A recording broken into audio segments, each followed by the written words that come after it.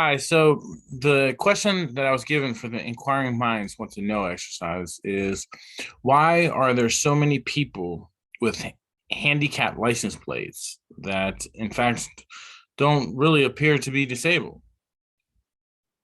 Um, and it was crazy because when I was looking into it, I didn't know that this was like a topic that was being questioned a lot, and there was some pretty good discourse on the website that I had looked up. There was a forum where this question was in fact asked, or someone had kind of complained about it, right? And so that was the one side where there was the complaints that people were gaming the system, that they had either asked to borrow some relative's car that had it so that they could park in that spot, or somehow they convinced a doctor to give them the handicap placard, or the ability to get the handicap placard, or when they got the application for the handicap placard, somehow they game the system in that manner.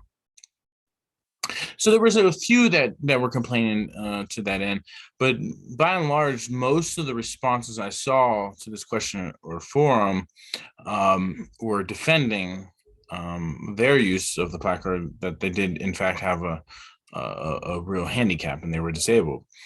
One of the biggest responses that I saw was that pushing back against this notion that they don't appear to be disabled. And so that they said that not all reasons to get the handicap placard or license plates was due to a visible handicap, or someone that could pick it up visibly.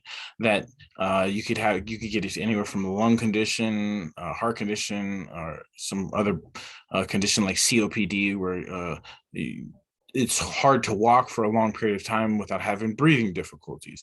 And so obviously you can't see that readily. It doesn't, maybe someone doesn't look disabled or look handicapped, and maybe it's kind of looked upon like they don't deserve it, when in fact they do. They have a true disease that requires them to park a little closer.